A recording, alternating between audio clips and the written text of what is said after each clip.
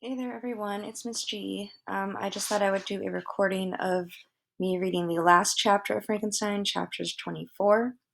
I already posted a video of me reading chapter 23, but since it is the last chapter, I really wanted to make sure you ended the novel truly understanding everything that happened. So if it's helpful for you to follow along with me in this video, feel free to use it. So, chapter 24, we had just left off. Victor has been telling his whole story to Captain Wilton, the sailor, and he's told him how, the creature said that he would be with him on his wedding night, and then he did, and he killed Elizabeth, his wife, on their wedding night. Victor was then briefly locked up for suspicion of killing her, but he was released. And now he's decided to approach a judge and tell him, listen, I know who it is. I know who killed him. I know who killed everyone. Please work with me to help catch this monster. And the judge actually believes him when he warns Victor, listen, don't get your hopes up. Based on your story, this creature is superhuman. He's fast. He's vicious. Victor was so angry, he left on his own and he decided to pursue and chase the creature.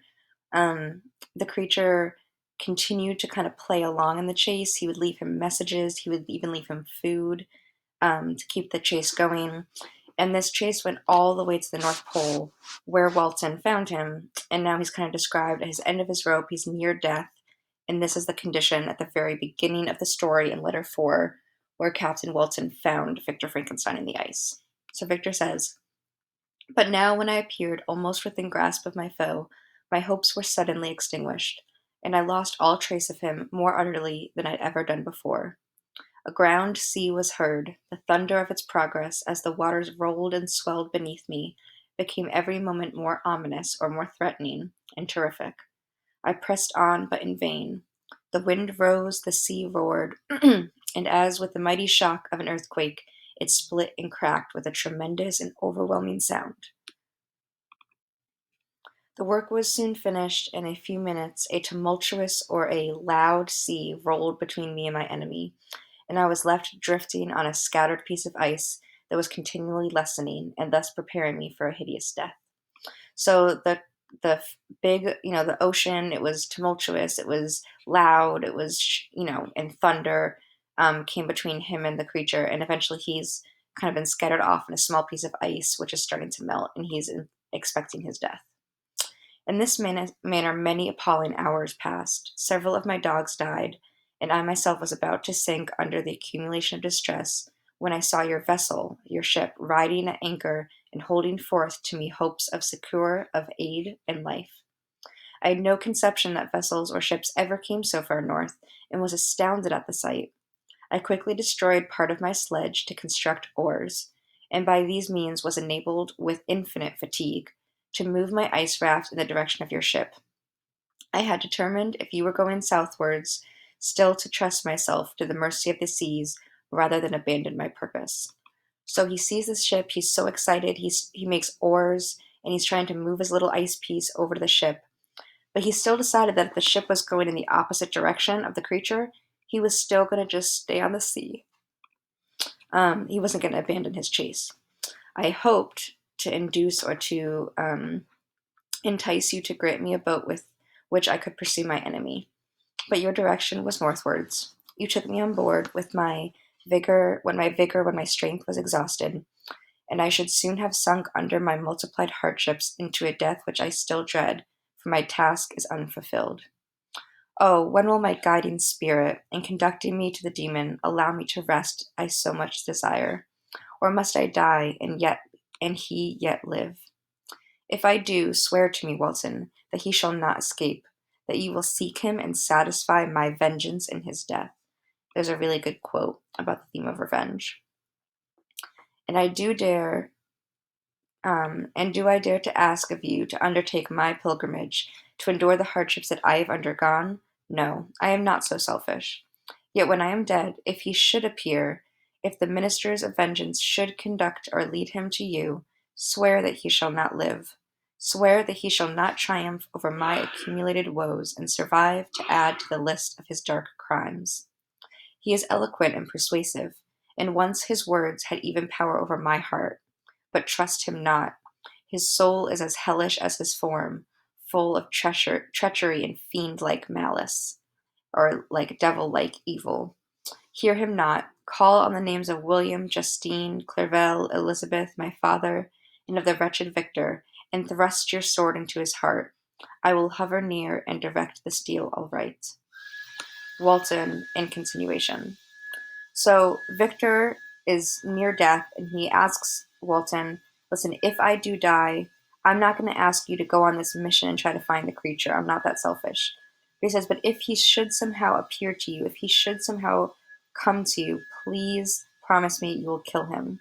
He says, I'll warn you, he's very persuasive. He talks nice, but he is evil. He says, think about all the people that he's killed or that he's made suffer and just end it. And he says that I will hover, I'm assuming like as a ghost or spirit, like I will be there to direct you.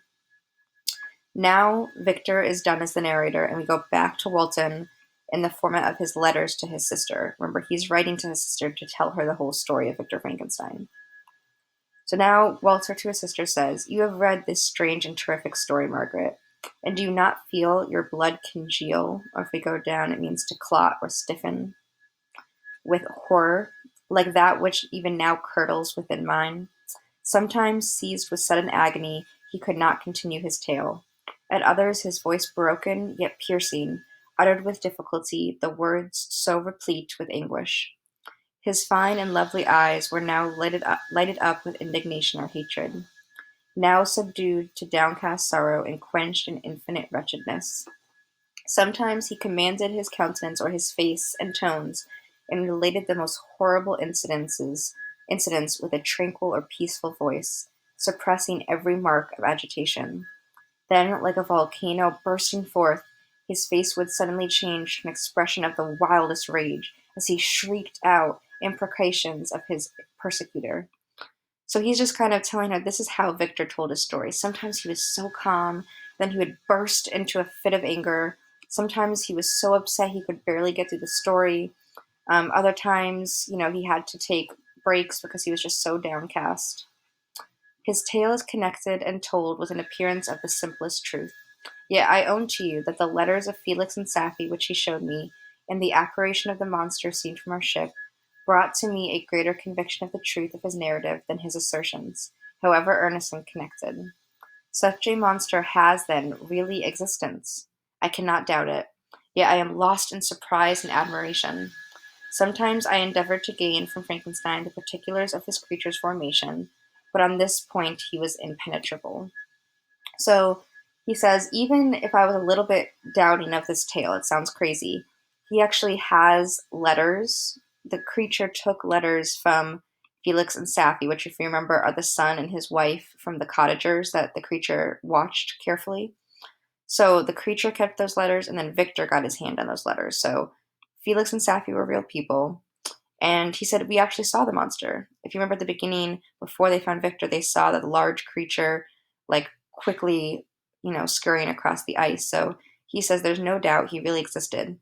But whenever he tried to ask Victor how he created the monster, he wouldn't answer him.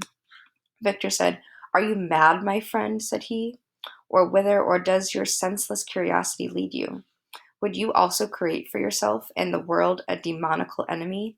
Peace, peace. Learn my miseries and do not seek to increase your own. Frankenstein discovered that I made notes concerning his story. He asked to see them and then himself corrected and augmented them in many places, but principally in giving the life and spirit to the conversations he held with his enemy. Since you have preserved my narrative, said he, I would not have a mutilated one go down to posterity or to future generations. So he says, are you crazy? There's no way I'm going to tell you how I made the creature. What, are you going to try to create a creature of your own? Like, learn from me. Don't make my mistakes. And then he sees that Walton was taking notes and says, let me look over this story, because if it's going to go down in history, I want it to be told correctly. Now, I skip over a section of the book and I give you a summary. Victor continues to worsen in health. The crew on the ship begin a mutiny against Captain Robert Walton, unless he promises to turn around the ship the moment they are released from the ice. After much contemplation and thinking, Walton decides to agree and head back towards England. Victor then shares some final thoughts with Walton. So this whole time, They've been stuck in the ice, and the moment the ice is melted, Walton wanted to continue on their journey to try to get to the North Pole. His crew is begging him, please return. We're running out of supplies. People are dying. This is crazy. And he finally agrees. And then here we have Victor sharing some advice with Walton.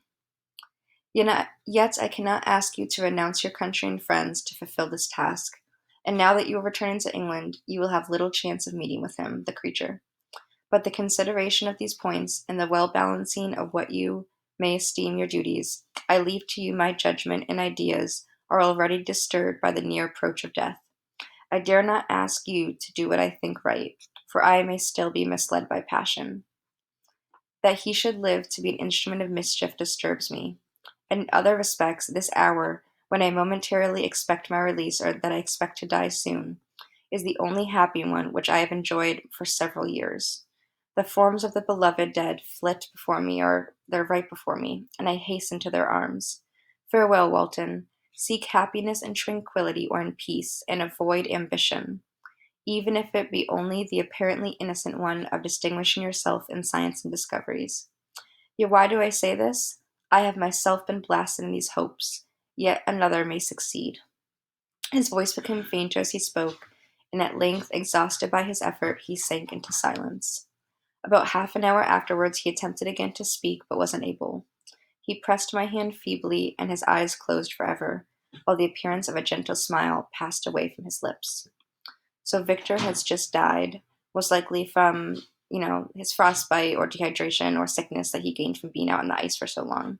But his last words to Walton were to seek happiness and tranquility and peace, and to avoid ambition, even if it seems innocent and just distinguishing yourself in science. So he says, listen, it's not worth it to try to seek to make a name for yourself, to try to become the best in science, to become the best discoverer or explorer.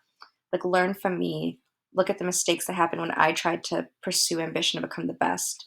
He says, just take a life of happiness, just take a life of peace. Don't try to, pursue the dangers of knowledge, because look again what happened to him.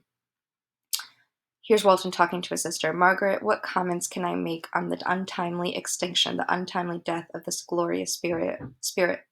What can I say that will enable you to understand the depth of my sorrow?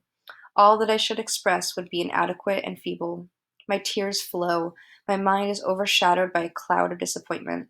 But I journey towards England, that I may there find consolation or comfort. I am interrupted. What do these sounds portend? And if we go down, it means signal or announce. It is midnight. The breeze blows fairly, and the watch on deck scarcely stir. Again, there is a sound as of a human voice, but hoarser, rougher. It comes from the cabin where the remains of Frankenstein still lie. I must arise and examine. Good night, my sister. Great God! So here, Walton is writing his letter, and he hears a noise, a voice coming from the cabin, the part of the ship where Frankenstein's body is. So he says, I'm going to go find out what happens, and now he's coming back to the letter. Great God, what a scene has just taken place. I am yet dizzy with the remembrance of it. I hardly know whether I shall have the power to detail it. Yet the tale which I have recorded would be incomplete without this final and wonderful catastrophe. I entered the cabin where lay the remains of my ill-fated and admirable friend. Over him hung a form which I cannot find words to describe, gigantic in stature, yet uncouth, which I think the footnote left, basically just kind of rough and kind of crazy and distorted in its proportions. He is hung, as he hung over the coffin, his face was concealed or hidden by long locks of ragged hair, yet one vast hand was extended, in color and apparent texture like that of a mummy. When he heard the sound of my approach, he ceased to utter exclamations of grief and horror, and sprung towards the window. Never did I behold a vision so horrible as his face, or of such loathsome yet appalling hideousness. I shut my eyes involuntarily, and endeavored or began to recollect or think about what my duties were with regard to his destroyer. I called on him to stay. So his reaction to seeing the hideous creature was to cover his face and to hide. But he stopped himself and remembered what he promised Frankenstein, that if the creature would appear to him, that he would kill him. I believe one of the questions in your guided notes is about the posture that the creature is in and how that's similar to something earlier in the story. So he's over the body of Frankenstein with one hand, one arm out, extended, like he's got one arm out in front of him. I think this is supposed to be similar to when Victor first created the creature, and they were in his apartment in Germany, and he's freaking out, and the creature starts walking towards him with one arm out in front of him. So this moment above Victor's dead body is bringing back a similar image to when the creature was first created. So he calls on him to stay. He paused, looking on me with wonder, and again turning towards the lifeless form of his creator. He seemed to forget my presence, and every feature and gesture seemed instigated by the wildest rage of some uncontrollable passion. "That is also my victim," he exclaimed. "In his murder my crimes are consummated or fulfilled. The miserable series of my being is wound to its close. O Frankenstein, generous and self-devoted being! What does it mean that I now ask you to pardon me, to forgive me? I who irretrievably destroyed you and destroying all your loves. Alas, he is cold and cannot answer me." His voice seemed suffocated, and my first impulses, which had suggested to me the duty of obeying the dying request of my friend in destroying his enemy, were now suspended in a mixture of curiosity and compassion. So he kind of paused. He was going to kill him, but I was kind of interested in feeling slightly compassionate about the creatures, exclaiming these things. I approached this tremendous being. I dared not again raise my eyes to his face. There was something so scarring and unearthly in his ugliness. I attempted to speak, but the words died away on my lips. The monster continued to utter wild and incoherent self-reproaches. At length I gathered resolution to address him in a pause of the tempest of his passion. "Your repentance, your asking for forgiveness," I said, "is now superfluous, is now unnecessary. If you had listened to the voice of conscience and heeded the stings of remorse before you had urged your diabolical vengeance to this extremity, Frankenstein would have yet lived." So he's like, if you would have controlled yourself earlier, Frankenstein might still be alive today. "And do you dream?" said the demon. "Do you think that I was not then dead to agony and remorse? He continued, pointing to the corpse, he suffered not in consummation or not in the completion of the deed. Oh, not the 10,000th portion of the anguish that was mine during the lingering detail of its execution. A frightful selfishness hurried me on, while my heart was poisoned with remorse, with guilt. Think you that the groans of Clerval were music to my ears? So, do you think it was music to my ears when I had to strangle his friend Henry? My heart was fashioned to be susceptible, to be open to love and sympathy, and when wretched by misery to vice and hatred, it did not endure the violence of that change without torture, such as you cannot imagine." So he said, I was originally made for love, and doing these evil things was not good to me. This caused great torture. It was awful for me to do these things. After the murder of Clerval, I returned to Switzerland, heartbroken and overcome. I pitied Frankenstein. My pity amounted to horror. I abhorred or was terrified of myself. But when I discovered that he, the author at once of my existence and of its unspeakable torments, dared to hope for happiness, that while he accumulated wretchedness and despair upon me, he sought his own enjoyments and feelings and passions from the indulgence of which I was forever barred, meaning marriage and love. The impotent envy, or the powerless envy, embittered indignation or hatred filled me with an insatiable thirst for vengeance. Here's another good line about the theme of revenge, right? The creature, after killing his best friend Henry, immediately felt terrible and felt so awful, and he left to just leave Victor alone. When he found out that after everything he'd been through, Victor was going to experience love and joy in marriage, that just pushed him over the edge and made him utterly insatiable, unsatisfied thirst for vengeance. I remembered my threat to be with them on his wedding night, and resolved that it should be accomplished. I knew that I was preparing myself for a deadly torture, but I was the slave, not the master, of an impulse which I detested yet could not disobey. Yet when she died, nay, then I was not miserable. I had cast off all feeling, subdued all anguish, to riot in the excess of my despair. Evil thenceforth became my good. Urged thus far, I had no choice but to adapt my nature to an element which I had willingly chosen. The completion of my demoniacal design became an insatiable passion, and now it is ended. There is my last victim. So after killing Clerval, he cast all emotion aside. He didn't even feel bad about killing Elizabeth because he had completely succumbed and given into evil. But now that Victor is dead, he says, I'm done. My mission is completed. And here's Walton saying, I was at first touched by the expressions of his misery, yet when I called to mind what Frankenstein said of his powers of eloquence and persuasion, and when I again cast my eyes on the lifeless form of my friend, indignation or hatred was rekindled within me. Wretch, I said, it is well that you come here to whine over the desolation that you have made. You throw a torch into a pile of buildings, and when they are consumed, you sit among the ruins and lament and cry about their fall. Hypocritical fiend! If he whom you mourn still lived, still would he be the object again, would he become the prey of your accused vengeance. So he's like, you're so hypocritical. You're only sad because he's dead. If he was still alive, you would still be just as evil. It is not pity that you feel. You lament only because the victim of your malignity or evil is withdrawn from your power. Oh, it is not thus, interrupted the being. Yet such must be the impression conveyed to you by what appears to be the purport of my actions, or the claim of my actions. Yet I seek not a fellow feeling in my misery. No sympathy may I ever find.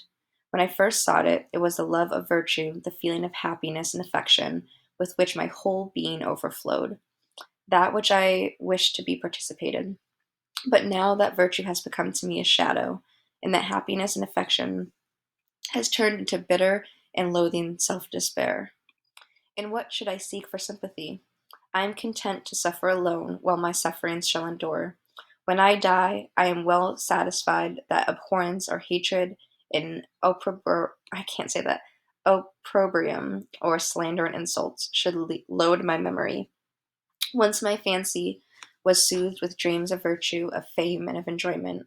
Once I falsely hoped to meet with beings who, pardoning my outward form, would love me for the excellent qualities which I was capable of unfolding. I was nourished with high thoughts of honor and devotion. But now crime has degraded me beneath the meanest animal. No guilt, no mischief, no malignity, no misery can be found comparable to mine. When I run over the frightful catalogue of my sins, I cannot believe that I am the same creature whose thoughts were once filled with sublime and transcendent visions of the beauty and the majesty of goodness. Here's a great quote about the nature of humanity, that he was once so kind and good and wanted enjoyment and wanted to be with humans who would allow him excellent qualities. He was nourished by honor and devotion, but now he has gone below the meanest of animals and he is just utterly consumed by evil. But he said, it's crazy to believe that I was once a creature who thought of the beauty and goodness of things. But it is even so, the fallen angel becomes the malignant devil. That's describing Satan in the story in the Bible. Yet even that enemy of God and man had friends and associates in his desolation. I am alone. You, who call Frankenstein your friend, so here's Walton talking, seem to have a knowledge of my. Oh, I'm sorry, I lied. This is the creature still talking to Walton. You, who call Frankenstein your friend, seem to have a knowledge of my crimes and my misfortune and his misfortunes. But in the detail which he gave you of them, he could not sum up the hours and months of misery which I endured, wasting in impotent passions. For while I destroyed his hopes, I did not satisfy my own desires. They were forever ardent or passionate in craving. Still I desired love and fellowship, but I was spurned or rejected. Was there no injustice in this? Am I to be thought the only criminal, when all humankind sinned against me? Why do you not hate Felix, who drove his friend from his door with contumely? Let's look at what that means. With insults and abuse. Why do you not execrate the rustic, the man who shot him, who sought to destroy the Savior of his child? Nay, these are virtuous and immaculate beings, or perfect holy beings. I, the miserable and the abandoned, am an abortion, to be spurned at, kicked, trampled on. Even now my blood boils with recollection of this injustice. So he says, when you hear the story, am I really the only evil person here? No one else is at fault? What about Felix, who completely rejected me, the man who shot at me after I saved his daughter? Like, come on, I'm not the only one at fault here. But it is true that I am a wretch, he says. I have murdered the lovely and the helpless. I have strangled the innocent as they slept and grasped to death his throat who never injured me or any other living thing. I have devoted my Creator, the select specimen of all that is worthy of love and admiration among men, to misery. I have pursued him even to that in irremediable ruin, so I have chased him to his death. There he lies, white and cold in death. You hate me, but your abhorrence cannot equal that which I regard myself. So you hate me, but there's no way you can hate me as much as I hate me. I look on the hands which executed the deed. I think on the heart in which the imagination of it was conceived, and long for the moment when these hands will meet my eyes, when that imagination will haunt my thoughts no more. Fear not that I shall be an instrument of future mischief. My work is nearly complete. Neither yours nor any man's death is needed to consummate or finish the series of my being and accomplish that which must be done, but it requires my own. Do not think that I shall be slow to perform this sacrifice. I shall quit your ship on the ice raft which brought me here, and shall seek the most northern extremity of the globe. I will go to the most northern part of the globe, and I shall collect my funeral pile and consume to ashes this miserable frame, that its remains afford no light to any curiosity and unhallowed wretch who would create another such as I have been. I shall die. I shall no longer feel the agonies which now consume me, or the prey of feelings unsatisfied, yet unquenched. So he says right here, I'm going to go to the northern part of the globe and make a funeral pile, which is a pile of wood that in ancient Greece times they would throw a corpse on and they would lay it on fire. So he says, I'm going to make sure that my body is burned so that no one might, find my body and be interested in saying, hey, maybe I'll try to create this creature. He wants nothing to happen. He wants nothing like him to ever be made again. He is dead who called me into being, and then I shall be no more. The very remembrance of us both will speedily vanish. I shall no longer see the sun or stars or feel the winds play on my cheek. Light, feeling, and sense will pass away, and in this condition must I find my happiness. Some years ago, when the images which this world affords first opened to me, when I felt the cheering warmth of summer and heard the rustling leaves or the chirping of the birds, and these were all to me, I should have wept to die. Now it is my only comfort. Polluted by crimes and torn by the bitterest remorse, where can I find rest but in death? Farewell, I leave you, and in you the last of humankind whom these eyes will ever behold. Farewell, Frankenstein. If you weren't yet alive, and yet cherished a desire of revenge against me, it would be better satiated or satisfied in my life than in my destruction. But it is not so. You did seek my extinction, that I might not cause greater wretchedness. And if yet, in some mode unknown to me, you had not ceased to think and feel, you would not desire against me a vengeance greater than that which I feel. So again, you couldn't possibly want revenge on myself greater than I want. Blasted as you were, my agony was still superior to yours, for the bitter sting of remorse of guilt will not cease to rankle in my wounds until death shall close them forever.